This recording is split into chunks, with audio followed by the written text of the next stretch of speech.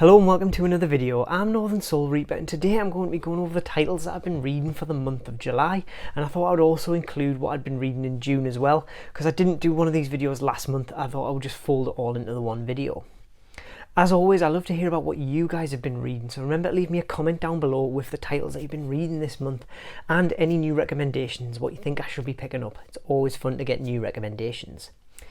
If you like this kind of content, please remember to leave a like and consider subscribing to the channel. It really helps out, and we're closing in on 300 subscribers. It would be brilliant if we could hit that milestone. It really means a lot. Thank you to everyone who has supported the channel so far. With that out of the way, let's get on with the video.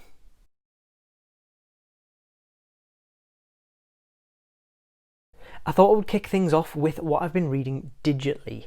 I've been reading exclusively on the Shonen Jump app over the last couple of months because I am horribly out of date with all of the things that I've been reading, all the series that I was trying to keep up with. I just sort of fell out with reading it and I needed to catch up. So the first thing that I caught up with, I read about 20 chapters of it, is Dr. Stone. I am now completely caught up with Dr. Stone and I continue to really love this series. It's not afraid to do something different. I covered it in an earlier video on my channel, a very early video on my channel, and I'm thinking about going back and doing a second look and looking at how the series progressed from those first few chapters that I read. Really enjoying Dr. Stone. Check it out if you want something a little bit different to your typical shonen manga. So the next thing that I've been reading is Undead Unluck. I'm not caught up with Undead Unluck yet, but I'm kind of just reading the odd chapter here and there because I'm not really enjoying it all that much. It's not something that I'm excited to jump into and read every week, so I'm just reading it here and there as and when, really. It's got an interesting premise. There is a girl who has an ability called Unluck, which she can basically make anyone die from touching them in a horrifically unlucky accident. And then we have a zombie called Andy who can't die, and the pair are kind of teaming up and going against the world. It is interesting, but a lot of the times the plot is a little bit messy and hard to follow, and it's just not something that I'm totally invested in, so I'm just kind of reading it as and when, as I say. The next thing I'm reading is Time Paradox Ghostwriter. I'm actually only up to chapter 4 of this. I read the first couple for reviews on the channel. I'll leave a link to those reviews up there. But then I just sort of stopped reading it and I've gone back to it and I am really enjoying it. I quite enjoyed chapter 3 and 4. So I'm looking forward to reading more. I think there's up to 10 chapters so far, 10 or 12 chapters, somewhere in that region. It's a lot of fun. It's different and has a lot of interesting ideas, so I'm looking forward to seeing how those are explored as the series goes on in the subsequent chapters that I've yet to read, but also beyond that as well. I've also been reading Bone Collection. This series centres on a young boy who is an exorcist and he is trained up to fight yokai, and he ends up teaming up with a yokai princess who breaks through from the yokai realm, and he can use a spell that lets him take her bones from her body and turn them into weapons.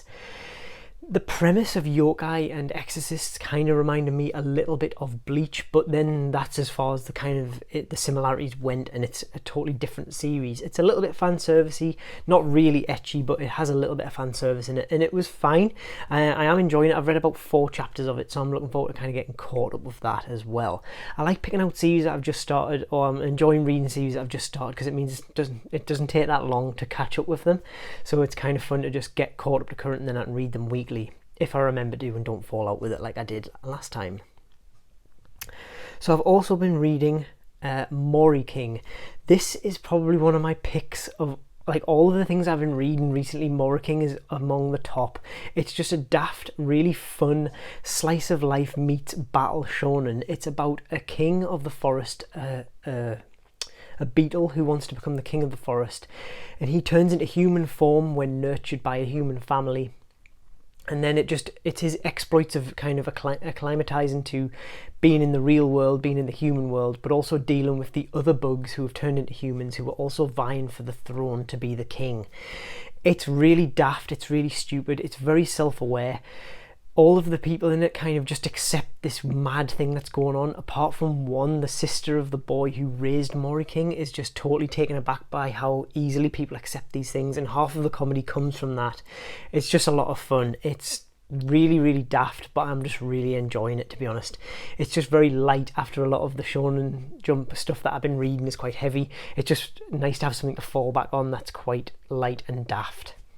That's it for the titles I've been reading on the Shonen Jump app. There are a few that I want to get to once I get caught up with other things. I want to read Spy X Family. That's on the Shonen Jump app, but I think that there's a couple of volumes of physical manga out, so I'm just debating whether to just pick those up and read them physically and then catch up on the rest in the app. I'm not 100% sure what I'm going to do yet. I might read the first few chapters just to see what I think of it. I did read the first chapter a while ago and I do remember enjoying it. I was just trying to read other things at the time, so I just didn't really keep up with it. And there's Haikyuu as well. That's just come to an end, so I would quite like to read that as well from the start. That's on the Shonen Jump app as well, but also it's another one where it might be fun to collect, but I know that there's a lot of volumes. So that's everything that I've been reading digitally and everything that I'm aspiring to read digitally, I guess. So let's move on to some physical manga. So first up physically, I have a series that you'll be familiar with if you've watched some of my more recent videos. That is volume 1 of A Silent Voice. I read volume 2, volume 3,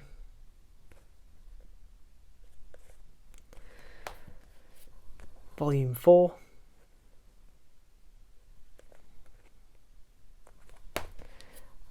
five,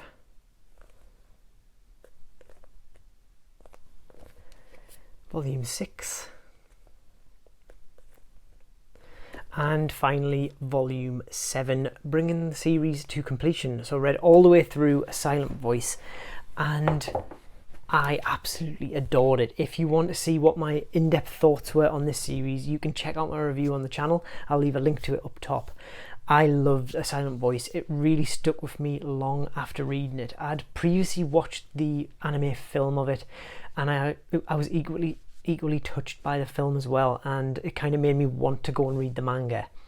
The manga has a lot of things that are fleshed out in a little bit more detail of all the different things that happen in the film, but overall I was really surprised how well the film kind of captures the essence and the story of the manga. It does for a film, not a series, it does a really good job of adapting this manga. It doesn't get all of the story beats and arcs of the manga, but it gets the main plot points to get you from A to B. But yeah, the manga overall is just absolutely fantastic. It is a heartwarming story that's tough to read at times, and the characters don't always, you know, they don't always meet your expectations and they fall short, but that makes them all the more human. And it's just really fun to be with those characters. And yeah, basically with A Silent Voice, I was reading volume 1 and then I immediately read it again. Like every volume I was reading them through twice back to back, just to make sure I took everything in. It's one of those series that you could endlessly read and reread, and honestly it'll probably be one that I go back to sooner rather than later. It's a very heartwarming story and I would definitely recommend that you check out A Silent Voice. It's in my top 10, I would say for sure. I don't know where it settles at the minute because I haven't really done one of those lists. If that's something you're interested in, let me know. I'll do a top 10 or something of manga. But yeah, it's definitely up there in the top 10 for sure. Spoilers for that future video if I ever decide to make it. Next up, this series is a reread for me, sort of, and a reread and then some new volumes, because when I first started getting into collecting manga, I bought a lot of these volumes and then I bought the rest quite recently, so I wanted to go back and read everything from start to finish to get sort of really caught up with it. So that series is the Quintessential Quintuplets. So I read volume 1, volume 2, volume 3, volume 4,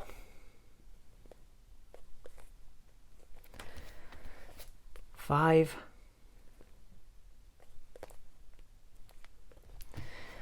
volume 6, volume 7, and volume 8 of the Quintessential Quintuplets. I have volume 9, it arrived only the other day. I ordered it, it's kind of only just been released here in the UK, and it was, I think the original run went out of stock really quickly, so I pre-ordered it again, and it came in what I assume is the second wave, so it's only really just arrived for me. So I've got volume 9 to read, but yeah, I'm caught up so far with up until volume 9 of the Quintessential Quintuplets, and it's just a series that continues to delight with every volume. You get to know these characters over these volumes, and what starts out as an unlikely kind of partnership between the main character and the quintuplets, he is their tutor, and they are kind of his reluctant students. It blossoms into a friendship and then even some romantic feelings between various characters. It's a lot of fun. I know the covers I've heard people kind of be put off by the covers because it does scream like horror manga, and it is, but I would class it more as a romantic comedy, and it's a damn good one at that. I would kind of liken it a little bit to Love Hina, probably without as much fan service. There's definitely some fan service in the Quintessential Quintuplets. You're not going to escape that, but it's a lot of fun and I'm really enjoying it, and it's just a really nice story. And as I said, I've probably said this 100 times by now, but pick up the first volume and give it a go and see what you think of it before just making a judgment on what it looks like from the covers. I think you'll be pleasantly surprised. I'm really enjoying the Quintessential Quintuplets and I cannot wait to get onto volume 9. I'm probably going to read it after finishing recording this video. So the last manga that I read physically is Inio Asano's Downfall. Now there is a review for this up on my channel. I'll leave a link up here once again for you to check it out. Downfall is about a mangaka whose long-running series has just come to an end, and it's all about where his life is after he's been in this thing for so long and how his life starts to unravel around him and how he deals with that. It's a tough and often depressing at times read, but I think ultimately it's fulfilling and worthwhile to give it a go. If you already like Inio Asano's work, it's something that you're probably going to pick up and read and enjoy. If you've never read anything of his before, like me, this was actually the first of his that I've picked up and read. You might be taken aback by how kind of dark and depressing it can go at times in this book. But ultimately it's worthwhile. It points out a lot of things about the manga industry in particular, and about how it kind of eats and chews and spits out mangaka at times, and it deals with a lot of these issues where selling copies of manga is the only thing that really matters to the big companies and even to the mangaka themselves. They find their self-worth in their series, and it really comes through that this is kind of something that Inio Asano's maybe been thinking about himself. I feel like there's a lot of himself in his main character in this series. I really enjoyed it and it's definitely worth picking up. It's the first of his works that I've read, but there's a few others that I'm quite interested to pick up. I've been looking for a deal on Goodnight Pun Pun for quite a while. I'm really interested in reading that series, and I've heard a lot of things about Girl on the Shore, good and bad, so that's something that I'll probably read as well. And Solen In as well, want to try and read Solen In. So that's all of the manga that I read physically this month. The last thing that I read is a light novel, and I don't think I need to award points for guessing what it is. Yes, it's So I'm a Spider, So What, Volume 8. I am now completely caught up with So I'm a Spider. I'm eagerly awaiting Volume 9. This has been the absolute standout of all of the light novels that I've been reading recently. It's just absolutely fantastic. I'm really, really sad that I'm at the end of it and kind of waiting for new releases as they come out. It's so much fun. It follows a character who is reincarnated in another world as a spider, and she goes through all of these trials and tribulations to get out of the dungeon where she was born. And then it also follows some other characters throughout the world who were also reincarnated, as well as some other characters who just live in the world. It's a lot of fun. It really goes against a lot of the isekai trends that you see in a lot of different light novels these days, but it also kind of sticks to those trends in places as well and makes for a lot of fun. It doesn't take itself too seriously at all. A lot of the narration from the main character is very self-aware, talking about themselves as if they are in a video game almost. It's a lot of fun. If you like isekai, I really can't recommend enough So I'm a Spider, So What. I know I've probably bored people to death on reading this series, but it is absolutely fantastic. So that's pretty much it for this video. I hope you enjoyed seeing what I've been reading in June and July. Let me know in the comments below what you guys have been reading, and drop any recommendations that you've got for me in there as well. Feel free to find me on Twitter and Instagram as well, and let me know what you've been reading there. If you like this video, please remember to leave a like and subscribe to the channel. It really means a lot. Thank you very much for watching. I've been Northern Soul Reaper, and until next time, goodbye.